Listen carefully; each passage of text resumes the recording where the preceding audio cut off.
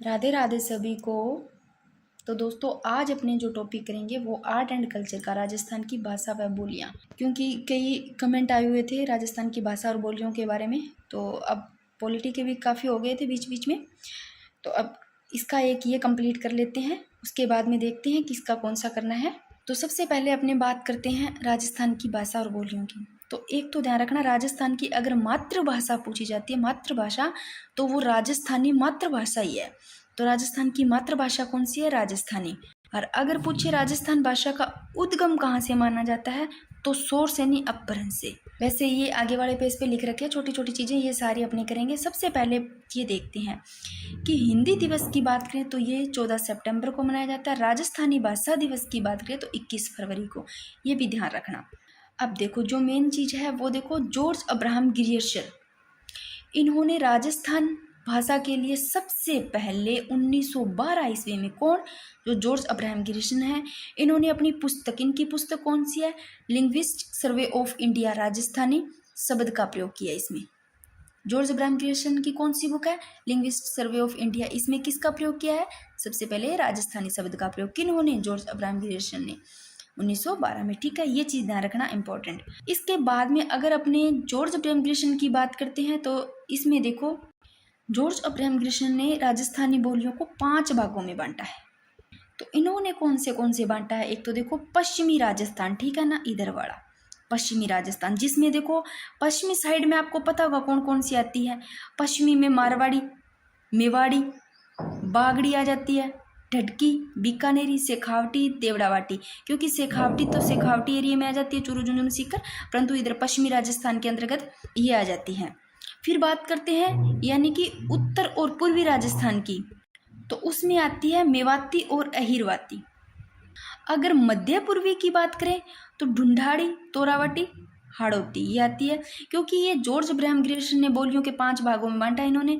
और दक्षिणी पूर्वी राजस्थान, जो दक्षिणी इधर पूर्वी राजस्थान, इनमें रागड़ी और सोंदवाड़ी, और दक्षिणी राजस्थान में निम्माड़ी। बाद में आपको ये सारे अच्छे से समझ में आ जाएगी। आगे देखो एक चीज देखो, इटली के विद्वान कौन? एलपी टेंसिटोरी। इनके अनुसार देखें तो मुख्य रूप से राजस्थानी बोलियों को 2 भागों में बांटा है।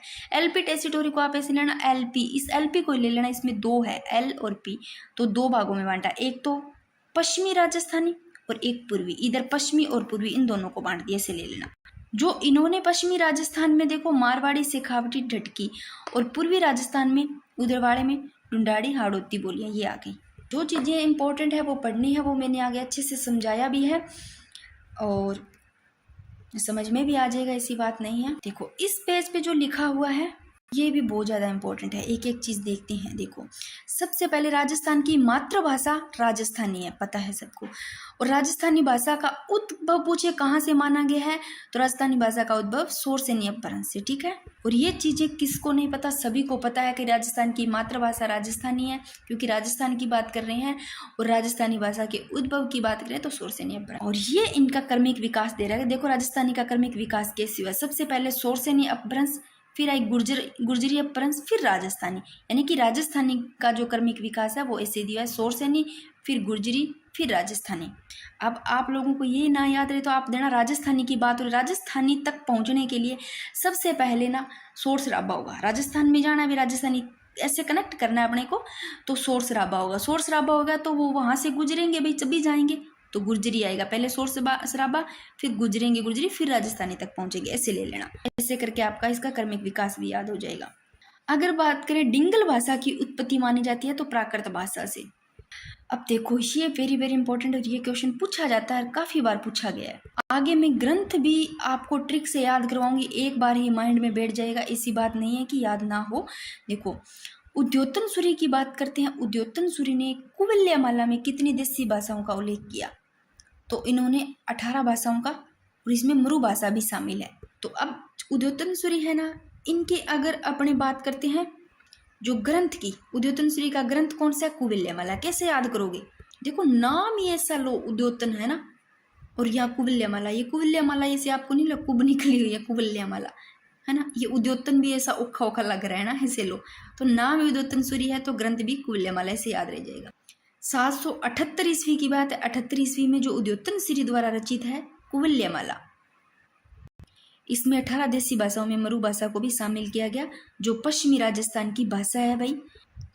ठीक है। और अगर अपने बात करते हैं सबसे पहले की, यानी कि सर्वप्रथम जो सबसे पहले जो राजस्थानी बोलियों का वर्गीकरण किया, वो अपने उस पेज पे पढ़ के आए हैं। वो जॉर्ज अब्राहम गिब्सन, सबसे पहले जो करने वाले बोलियों का वर्गीकरण जॉर्ज अब्राहम गिब्सन ने अपनी पुस्तक कौन सी उनकी, लिंग्विस्ट सर्वे ऑफ इंडिया में 1912 में। ठीक है ना। और ये उद्योतन श्री का ध्यान रखना, इन्होंने अपनी कुविल्यमाला में देसी भाषाओं का उल्लेख 18 का किया, जिसमें मरू भाषा भी शामिल है। ये आ गया, ये लिखा ही हुआ है सर्वप्रथम राजस्थानी भाषा का। ठीक है ना, जॉर्ज अब्राहम गिब्सन, ये लिखा भी हुआ है। आगे देखो, राजस्थानी भाषा की डिंगल व पिंगल शैली। सबसे पहले तो थोड़ा थोड़ा यहाँ पर पढ़ लेते हैं, फिर इनके जो ग्रंथ है डिंगल वाले पिंगल वाले, वहाँ से भी क्वेश्चन बनते हैं, उनको भी अपने याद करेंगे और ट्रिक से भी याद करेंगे, उनके ग्रंथ भी। देखो सबसे पहले इधर डिंगल और इधर पिंगल। पिंगल को मैंने इधर लिखा पूर्वी वाली साइड में और डिंगल को इधर पश्चिमी वाली साइड में। ठीक है। तो ये डिंगल की बात करते हैं तो ये पश्चिमी राजस्थानी साहित्यिक रूप है भाई, यानी कि पश्चिमी राजस्थान जो कि मारवाड़ी बोली है उसका साहित्यिक रूप है डिंगल। और जो पिंगल है ये देखो पूर्वी राजस्थान का साहित्य रूप है, यानी कि इधर ब्रज भाषा का। क्योंकि पूर्वी राजस्थान के जो रहने वाले लोग हैं ना, पूर्व वाले, उनका जो मतलब पूर्वी लोगों का जो ब्रज भाषा का प्रभाव रहा है उन पर, तो इसलिए वो पिंगल कहलाई। और इधर बात करते हैं यानी कि पश्चिमी राजस्थान में रहने वाले लोगों का है वो मारवाड़ी बोली, इसका प्रभाव रहा है, इसलिए ये डिंगल कहलाई। ठीक है ना। और ये डिंगल है ना, इसका विकास होता है गुर्जरी अपभ्रंश से। ठीक है ना, इसका गुर्जरी अपभ्रंश से विकास होता है। और जो पिंगल वाला है यानी कि पूर्वी वाला, इसका जो विकास होता है वो शोरसेनी अपभ्रंश से होता है। तो ये एक एक लिख देंगे, इधर गुर्जरी अपभ्रंश से और इधर शोरसेनी, ये लिख लेंगे अपने। तो डिंगल कवि है ना, इनको क्या कहा, चारण कहा गया, फिर ये चारण जाति बन गई आगे जाकर के। और देखो जो पिंगल है, ये पिंगल कवियों को भाट कहा गया। तो डिंगल वालों को चारण कहा गया और पिंगल वालों को भाट कहा गया, फिर भाटी जाति बन गई। ठीक है। इधर अगर सबसे ज्यादा बात करें तो जो चारण कवि है ना, इनके द्वारा डिंगल शैली में मारवाड़ी भाषा लिखा गया है भाई। और जो मतलब अधिकांश साहित्य है वो भाट कवियों द्वारा। ठीक है। और ये वाली पिंगल ये ब्रज भाषा में मिश्रित है। देखो इधर पिंगल है तो पूर्वी साइड में ब्रज भाषा आएगा, तो ये वाला देखो किसमें है, ये ब्रज मिश्रित राजस्थानी है।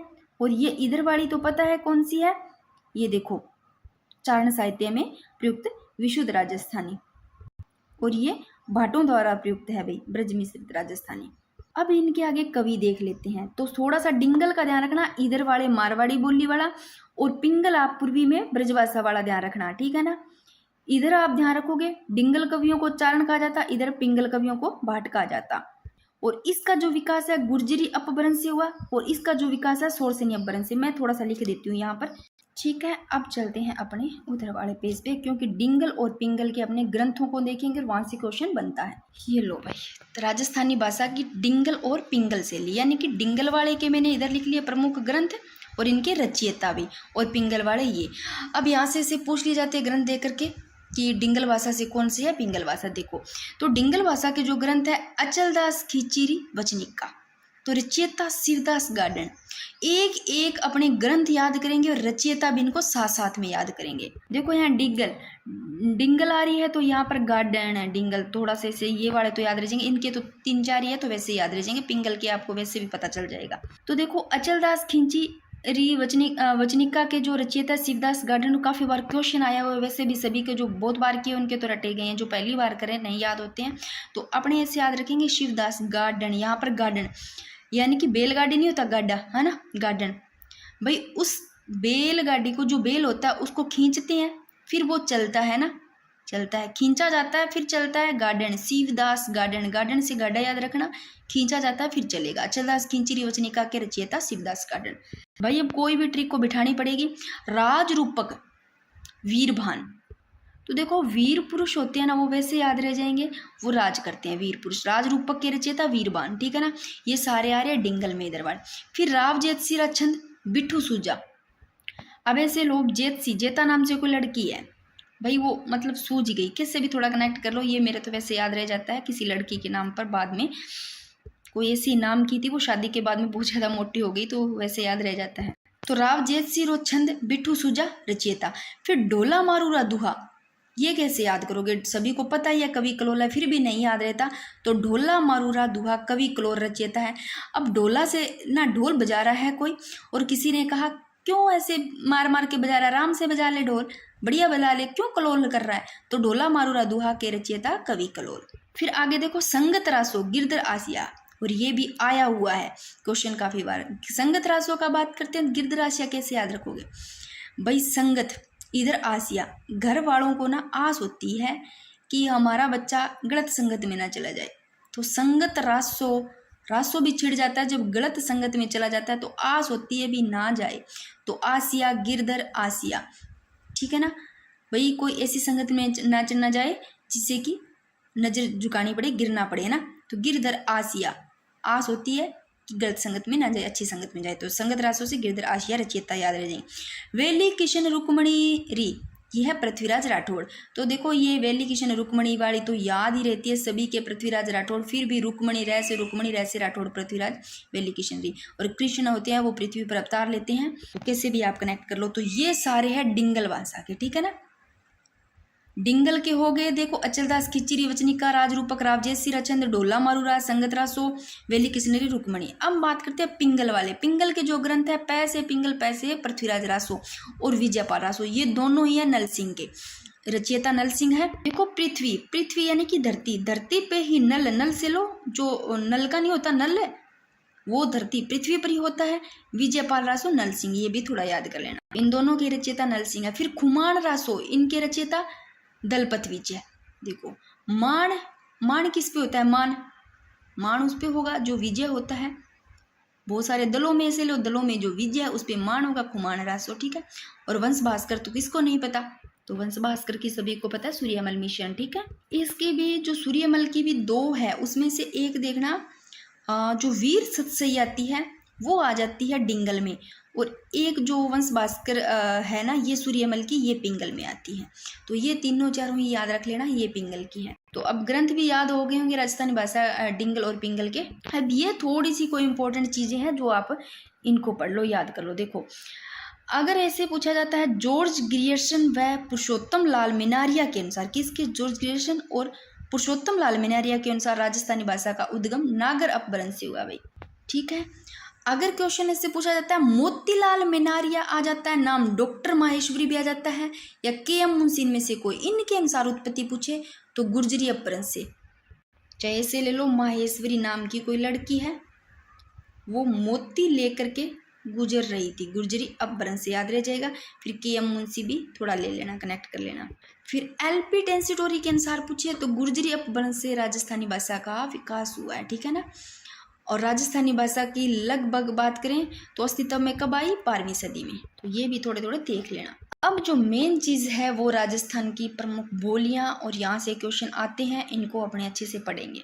सबसे पहले जो सबसे बड़ी, सबसे पुरानी जो मेन है वो है मारवाड़ी। इसको बहुत अच्छे से पढ़ना है। देखो एक तो ये राजस्थान की सबसे बड़ी बोली है और सबसे प्राचीन है, और राजस्थान की प्रधान मानक बोली है भाई, सबसे प्राचीन है। और इसका जो साहित्यिक रूप है वो डिंगल। देखो मैंने इधर पश्चिम वाले में डिंगल लिखाया, तो इसका साहित्यिक रूप डिंगल है, ठीक है ना, मारवाड़ी का। और ये जोधपुर के आसपास बोली जाने वाली है। जोधपुर के आसपास कौन सी है भाई? उदयपुर, सलूंबर, ये सारे जोधपुर के आसपास आते हैं, उधर बोली जाती हैं। तो भाई इसका विस्तार पता है मारवाड़ी का कहाँ कहाँ है? इसका जोधपुर हो गया, फ्लोती, बीकानेर, जैसलमेर, पाली, जो जालौर, सांचौर, उधर ही होंगे मारवाड़ वाली साइड में, नागौर, सिरोही, इन जिलों में, ठीक है। और मारवाड़ी की अगर बात करते हैं, इसका अगर प्राचीन नाम की बात करते हैं तो मरु भाषा है, जो पश्चिमी राजस्थान की प्रधान मानक बोली भी है, बता दिया मैंने। और अपने जो राजस्थानी भाषा के शब्द है ना वो अलग से पढ़ेंगे, और एक राजस्थान का साहित्य है वो भी अपने अलग से पढ़ेंगे। तो देख लो भाई, मारवाड़ी राजस्थान की सबसे बड़ी बोली और राजस्थान की प्रधान मानक बोली, इसका साहित्यिक रूप डिंगल है और राजस्थान की प्राचीन भाषा है। जोधपुर के आसपास वाले जिलों में देख लेना, जोधपुर के आसपास कौन से आते हैं, उन जिलों में बोली जाती है। तो अब देख लेते हैं जो मारवाड़ी है इसकी जो उपबोलियां कौन कौन सी है, अभी इनको अच्छे विस्तार से पढ़ेंगे एक एक करके। तो मारवाड़ी के बारे में देख लिया। मारवाड़ी की जो उपबोलियां है, मारवाड़ी की मेवाड़ी है ना, वो इसकी उपबोली है। शेखावटी भी इसकी उपबोली है, जो कि शेखावटी एरिया में, चूरू, झुंझुनू, सीकर में बोली जाती जाती है। थड़ी भी इसकी उपबोली है। तो देख लो मारवाड़ी की मेवाड़ी, शेखावटी, थड़ी। और थड़ी कहाँ पर बोली जाती है भाई? बीकानेर, जैसलमेर। ये देख लो जैसलमेर, बाड़मेर में, इनको अच्छे से पढ़ेंगे अपने। और नागौरी, ये नागौर में बोली जाती है, ये भी इसकी उपबोली है। बागड़ी और देवड़ावाटी और खेरोड़ी नहीं, खेराड़ी, यहाँ पर मात्राओं को खे पर है, खेराड़ी, गोडवाड़ी। तो अब थोड़ा सा ना इनको यहाँ पर भी देखेंगे। अब एक बार ऐसे करते हैं कि मारवाड़ी का ये देख लिया कि सबसे प्राचीन है, आसपास जोधपुर के पास बोली जाती है, उपबोलियाँ देख लिया। सबसे पहले अपने पढ़ते हैं मेवाड़ी का, ठीक है ना। अब जैसे देखो उदयपुर इधर आता है ना, इस उदयपुर के आसपास देखो आपको कौन कौन से जिले दिख रहे हैं। तो उदयपुर के आसपास जो भी जिले हैं ना उसमें मेवाड़ी बोली जाएगी। तो इससे जो क्वेश्चन बनते हैं, एक तो देखो जो महाराणा कुंभा है ना, वो इससे महाराणा कुंभा का जो ग्रंथ है वो इसी भाषा में है। ध्यान रखना, मेवाड़ी भाषा की बात कर रहे हैं तो ये मारवाड़ी की उपबोलियां ही पढ़ रहे हैं अपने सब। तो जो महाराणा कुंभा है इसका ग्रंथ इसी भाषा में है। एक ये क्वेश्चन बहुत ज़्यादा इंपॉर्टेंट है, जगत अंबिका मंदिर में उत्कीर्ण शिलालेखों में सर्वप्रथम इस बोली के साक्ष्य मिले हैं भाई, ठीक है ना। जगत अंबिका जो मंदिर है उसमें ध्यान रखना। फिर जो धावड़ी है जो उदयपुर में, वो भी मेवाड़ी की उपबोली है। और एक चीज़ और, मेवाड़ी भाषा में देखो जो महाराज चतुर सिंह जी है, इसमें योग सूत्र, भगवंत गीता, सांख्य कारिका जी, ये सारे गीता जी इनकी ग्रंथों की रचना है भी इसी में।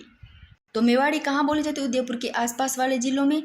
और जगत अंबिका मंदिर है उसमें जो उत्कीर्ण शिलालेख में सबसे पहले इस बोली के साक्ष्य मिले हैं। धावड़ी उदयपुर मेवाड़ी की ही उपबोली है। तो अब मेवाड़ी पढ़ लिया अपनों ने कि मारवाड़ी की उपबोली मेवाड़ी को पढ़ लिया, ठीक है ना।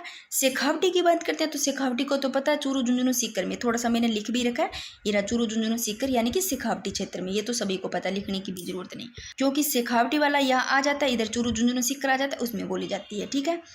तो अपने मारवाड़ी पढ़ रहे हैं ना। अब मारवाड़ी देखो इधर वाला पूर्वी वाले भाग में आता है। तो मारवाड़ी की कौन कौन सी बोलियाँ होगी, उपबोलियाँ होगी? इधर वाली होगी सारी, जैसे कि ढडकी। ढडकी देखो कहाँ बोली जाती है, ढडकी इधर देखो कौन सा है, जैसलमेर आ गया। सॉरी, जैसलमेर में ही बोली जाती है अकेली ढडकी, और किसी में नहीं, जैसलमेर में ही। तो ढडकी देखो इधर जैसलमेर है सबसे बड़ा, तो आप लोग ढडकी है ना वो जैसलमेर में, ठीक है। तो अपनों ने मेवाड़ी पढ़ ली। मेवाड़ी से इतना ही ध्यान रखना, उदयपुर के आसपास वाले जिलों में, और जो एक दो लाइनें बताई है वो। इसके बाद में शेखावटी का बस चूरू झुंझुनू सीकर हो गया। फिर थड़ी, थड़ी का बस इतना ही ध्यान रखना। अपने कहते हैं ना भाई बीकानेर वाले साइड वाले, जैसलमेर वाले, अपने कहते हैं ना हाँ भाई थड़ी वाले है, ऐसे बोल देते हैं ना। तो थड़ी का जो रहते हैं उनको तो पता है। तो थड़ी है ना वो बीकानेर में, जैसलमेर, बाड़मेर में बोली जाती है। फिर देखो ढडकी का मैंने बता दिया, ढडकी सिर्फ जैसलमेर में बोली जाती है। फिर बीकानेर में ही बोली जाती है, ठीक है। नागौरी उधर में ही अपने में ही बोली जाती है, ठीक है। फिर शेखावटी यही बता दिया। फिर बागड़ी की बात करते हैं। देखो बागड़ी है ना, ये देखो इधर लो, ये कौन सा एरिया, दक्षिणी पश्चिम वाला एरिया ना नीचे। तो यहाँ मैंने बागड़ी लिख रखा है, ये दक्षिणी पश्चिमी वाला एरिया है। तो जो बागड़ी है इधर कौन से है, दक्षिण पश्चिम में, डूंगरपुर बांसवाड़ा। तो ये तो मानचित्र में देखे होंगे डूंगरपुर बांसवाड़ा किधर है। तो ये दक्षिणी और जो पश्चिम वाला एरिया इधर वाले में बागड़ी, यानी कि डूंगरपुर और बांसवाड़ा के क्षेत्रों की भाषा भाई ये बागड़ी कहलाती है, ठीक है ना। और जिस पर प्रभाव गुजराती का प्रभाव, देखो गुजरात किधर है, फिर गुजरात इधर ही है, इधर वाले साइड में गुजरात है, तो इस गुजराती का प्रभाव इस पर पड़ेगा। तो देखो जिस पर गुजराती का प्रभाव पड़ता है। और एक लाइन और इसमें ऐड कर लेना कि जो जॉर्ज अब्राहम गिरिसन है ना, इन्होंने इस बोली को क्या कहा है, इस बोली को कहा है बिल्ली बोली का है। और एक संत मावजी है, उनकी रचनाएं भी इसी में ही है। ये दो चीजें और लिख लेते हैं अपने, ये लो भाई, ठीक है ना। बागड़ी की बात करें, बागड़ी देखो मैंने यहाँ बताया, ठीक है ना। डूंगरपुर बांसवाड़ा के क्षेत्रों में बागड़ी कहलाती है, ठीक है ना। जिस पर प्रभाव देखो गुजरात इधर ही है, तो इसका प्रभाव गुजराती का प्रभाव। फिर देखो जॉर्ज अब्राहम गिरिसन ने इसे क्या कहा है, बिल्ली बोली। बै से बागड़ी, बै से बिल्ली, बिल्ली बोली कह दिया। और संत मावजी की रचना है इसी भाषा में, ठीक है। इससे इतना ही ध्यान रखना। देखो अपने पढ़ रहे हैं मारवाड़ी। मारवाड़ी देखो सबसे प्राचीन यही है भाई, इधर वाली साइड में अपने पढ़ा है। और राजस्थान की प्रधान मानक बोली भी है, सबसे प्राचीन है। और इसका साहित्यिक रूप डिंगल कहलाता है। देखो मैंने मारवाड़ी यानी कि पश्चिम में डिंगल बताया था, और जोधपुर के आसपास वाले जिलों में ये बोली जाती है। ये उपबोलियां आ गई इनकी सारी, उधर वाले में देख लेना। थड़ी देखो किधर बोल, देखो उपबोलियां मारवाड़ी की है, तो मारवाड़ी आप लोग इधर ही होगा। तो मारवाड़ी ढडकी किस में आ गई, ढडकी जैसलमेर में, तो मारवाड़ी में ही आ गया, देखो ढडकी। फिर मैंने बताया थड़ी, थड़ी मारवाड़ में आ जाता है। देखो बीकानेर आ गया, बीकानेर आ गया, जैसलमेर, बाड़मेर, इधर इसमें बोली जाती है थड़ी। तो ये इधर वाले ही आ जाते हैं, जोधपुर के जो आसपास वाले जिले हैं। शेखावटी, शेखावटी में ऊपर आ जाता है थोड़ा, तो इधर वाले में आ जाता है, इसकी उपबोलियाँ ही आ जाती है। बीकानेरी नागौरी तो पता ही अपने में वहाँ बोली जाती है, तो ये। फिर आगे देखो बागड़ी पढ़ लिया, अब पढ़ेंगे देवड़ावाटी, खेराड़ी, गोडवाड़ी। तो ये आगे वाले पेज पे पढ़ लेते हैं। ये लो मारवाड़ी पढ़ रहे हैं, मारवाड़ी की मेवाड़ी अपन ने पढ़ ली उदयपुर के आसपास। बागड़ी पढ़ ली जो कि नीचे दक्षिण में मिलता है, डूंगरपुर बांसवाड़ा। फिर डडकी पढ़ ली, ओनली जैसलमेर। थड़ी पढ़ लिया जो कि बीकानेर और जैसलमेर और बाड़मेर, ठीक है। फिर अब पढ़ते हैं देवड़ावाटी। ये देखो देवड़ावाटी में कुछ नहीं, देवड़ावाटी सिर्फ सिरोही क्षेत्र में बोली जाती है। आप कैसे याद रखोगे देवड़ावाटी सिरोही, और इम्पोर्टेंट भी है। देखो देवड़ावाटी में देव आ रहा है, देव देव यानी कि देवताओं भगवान के आगे अपने सिर झुकाते हैं ना, सिर रोही याद रह जाएगा। देवड़ावाटी सिरोही क्षेत्र में बोली जाती है, कुछ नहीं, इतना ही ध्यान रखना है इसमें। फिर आगे देखो गोडवाड़ी, ये भी मारवाड़ की, ये सारी मारवाड़ की बोलियां इतनी।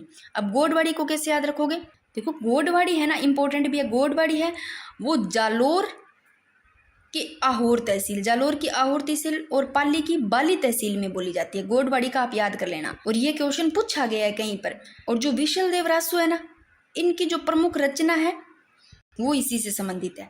और मारवाड़ की उपबोली हो गई भाई, ये सारी मारवाड़ की उपबोली तो पढ़ रहे हैं। अब मारवाड़ का हो गया कंप्लीट, कुछ नहीं। इसका थोड़ा सा मैं इधर बता देती हूँ। देखो गोडवाड़ी, देखो इधर जालोर है, ऊपर थोड़ा पाली है, तो जालोर और पाली। जालोर की कौन सी तहसील, आहोर, देखो जालोर की आहोर तहसील, और पाली की बाली तहसील, इसमें बोली जाती है, ठीक है ना। गोडवाड़ी आ गई। फिर देवड़ावाटी मैंने बताई, देखो सिरोही है, सिरोही में देवड़ावाटी बोली जाती है, क्योंकि देव के आगे सिर झुकाते हैं, याद हो गया। अब पढ़ते हैं ढूंढाड़ी। ढूंढाड़ी की उपबोलियां ये रही। ढूंढाड़ी की मैंने उपबोलियां पढ़ रखी है, इनको पढ़ेंगे, कुछ नहीं है इनमें। अब ढूंढाड़ी, सबसे पहले ढूंढाड़ी को पढ़ते हैं। ढूंढाड़ी में क्या है, देखो ढूंढाड़ी, इस बोली को जयपुर या झाड़साई कहते हैं। ये क्वेश्चन पूछा जाता है, इंपॉर्टेंट है कि जयपुर या झाड़साई किसको कहते हैं, तो ढूंढाड़ी है, इस बोली को ही जयपुर या झाड़साई कहते हैं, ठीक है ना। और ये ढूंढाड़ी मेरे को बताओ, देखो जयपुर, किशनगढ़, अलवर, दौसा आपको किधर दिखाई देगा, आप इधर लो, ये देखो इधर जयपुर, अलवर, किशनगढ़, अलवर, दौसा इधर वाली साइड में आता है। तो ये देखो पूर्वी राजस्थान, ये आपको पूर्वी राजस्थान नहीं दिख रहा, तो ये देखो पूर्वी राजस्थान, ये आपको पूर्वी राजस्थान नहीं दिख रहा इधर वाला। तो जहाँ पर जयपुर, किशनगढ़, अलवर, दौसा जिले आते हैं, वहाँ पर देखो ढूंढाड़ी कौन सी किधर में आती है, पूर्वी राजस्थान में। पूर्वी राजस्थान में जो जयपुर आ जाता है, किशनगढ़, अलवर, दौसा इन जिलों में बोली जाती है। इसका प्रभाव की बात करते हैं तो ढूंढाड़ी यानी कि पूर्वी वाले साइड में, उस पूर्वी वाली साइड में ब्रज भाषा को तो पता होगा भी, ब्रज भाषा उधर बोली जाती है, ठीक है ना। ब्रज भाषा तो है, फिर आप गुजराती का भी प्रभाव देख लेना। इस ढूंढाड़ी पर ब्रज भाषा का तो पड़ता ही है, मिलता ये प्रभाव, गुजराती का भी, दोनों का ही देख लेना। ढूंढाड़ी इस बोली को जयपुरी झाड़साई भी कहते हैं, और पूर्वी राजस्थान, जयपुर, किशनगढ़, अलवर, दौसा उन जिलों में पूर्वी वाड़े में, और प्रभाव गुजराती ब्रजभाषा का मिलता है। आगे देखो भी ढूंढाड़ी बोली से क्वेश्चन बनता है, वो संत दादू दयाल जी और सुंदरदास जी की, इनकी जो रचना है इसी भाषा में। देखो ढूंढाड़ी से दादू दयाल जी का तो पता ही होगा भी, ढूंढाड़ी से संबंधित है, इनकी जो रचना है इन्हीं भाषा में है। ढूंढाड़ी भाषा में कहाँ नहीं पढ़ा, सब जगह पढ़ा होगा इनके बारे में। तो संत दादू दयाल जी, तो ढूंढाड़ी दादू दयाल जी याद रहेगा। फिर इनके शिष्य से आप रख लेना, सुंदरदास जी की रचनाएं भी इसी भाषा में, कुछ नहीं, इतना ही चीज ध्यान रखना, अपने आप याद हो जाएगी। ढूंढाड़ी है कि इधर पूर्वी राजस्थान में बोली जाती है, तो उधर के जयपुर, किशनगढ़, अलवर, दौसा भी याद हो जाएंगे। प्रभाव ब्रज भाषा का तो याद हो ही जाएगा, क्योंकि उधर ब्रज भाषा है, गुजराती का भी देख लेना, और जयपुरी झाड़साई भी कहते हैं, और दादू दयाल सुंदरदास की रचना इसी में। अब इसकी उपबोलियां देख लो भाई, ठीक है।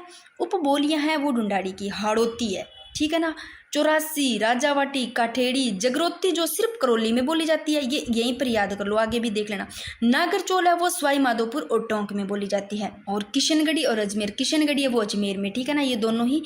अब ढूंढाड़ी की उपबोलियां मैंने यहाँ लिख दी, अब एक एक को इनको उधर पढ़ लेते हैं। देखो अब पढ़ना है ढूंढाड़ी को, ढूंढाड़ी की उपबोलियां ये रही, ठीक है।